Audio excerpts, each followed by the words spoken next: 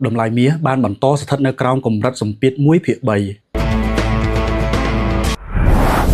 សន្ទុះប្រាក់ដុល្លាររបស់សហរដ្ឋអាមេរិកគឺបានរក្សានៅកម្រិតខ្លាំងរបស់ខ្លួនដដែលនៅកម្រិត 99.02 នៅព្រឹកថ្ងៃច័ន្ទនេះបើទោះបីជាកម្រិតនេះមានការធ្លាក់ចុះបន្តិចក៏ដោយបន្ទាប់ពីបានហក់ឡើងដល់កម្រិតខ្ពស់ក្នុងរយៈពេល6សប្តាហ៍កន្លងមកនេះនេះក៏ដោយសារតែមានរបាយការណ៍អំពីកំណត់ហេតុអង្គប្រជុំរបស់ FOMC ដែលបានចេញផ្សាយកាលពីសប្តាហ៍មុន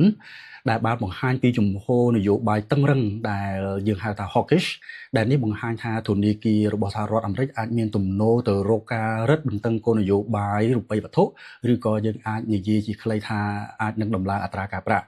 ក្នុងគោលបំណងដើម្បីប្រយុទ្ធប្រឆាំងនឹងអតិផរណាដែលកើនឡើងខ្ពស់និងធ្វើឲ្យមានស្ថិរភាពសេដ្ឋកិច្ចតម្លៃប្រេងឆៅបានធ្លាក់ចុះគួរឲ្យកត់សម្គាល់ដោយធ្លាក់ចុះពីកម្រិត$108មកដល់ត្រឹម$90នៅក្នុង1បារ៉ែលសូមគូបញ្ជាក់ផងដែរថាតម្លៃ$90ក្នុង1បារ៉ែលនេះក៏ស្ថិតនៅក្នុងកម្រិតមួយដែលខ្ពស់នៃតម្លៃប្រេងឆៅផងដែរអំពីទិន្នផលនៃមូលបត្របំណុលរបស់សហរដ្ឋអាមេរិករយៈពេល10ឆ្នាំគឺជាសូចនាករសំខាន់មួយនៃអារម្មណ៍របស់វិនិយោគិននិងការរំពឹងទុកទាក់ទងទៅនឹងកំណើនសេដ្ឋកិច្ចនិងអតិផរណាហើយយើងឃើញថាតម្លៃ yield របស់មូលបត្របំណុលនេះបានកើននៅក្នុងកម្រិតពី 4.3 រហូតដល់ 4.56 នៅក្នុងសប្តាហ៍នេះអារម្មណ៍របស់វិនិយោគិនទាំងអស់បានមានភាពប្រសើរឡើងវិញបន្ទាប់ពីមានសុតិធិនិយមឡើងវិញថាសហរដ្ឋអាមេរិកនិងអ៊ឺរ៉ង់អាចឈានដល់កិច្ចព្រមព្រៀងមួយ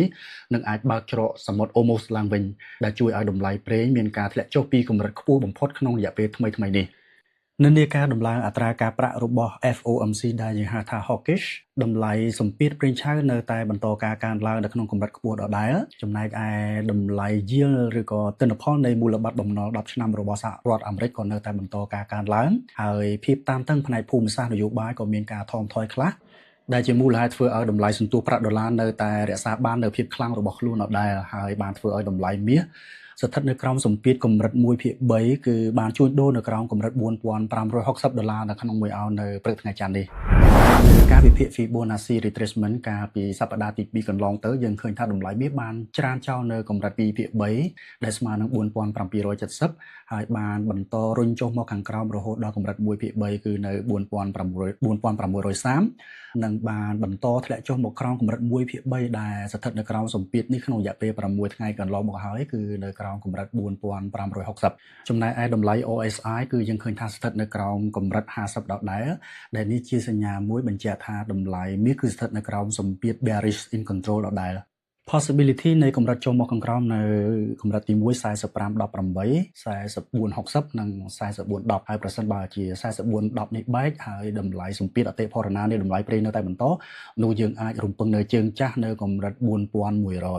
ផ្ទុយមកវិញកម្រិត possibility ដែលអាចទៅខាងលើវិញបានគឺយើងរំពឹងនៅកម្រិត45.80 46.30 និង46.90ហើយកម្រិត level 2ភាគ3នៅខាងលើគឺនៅ47.70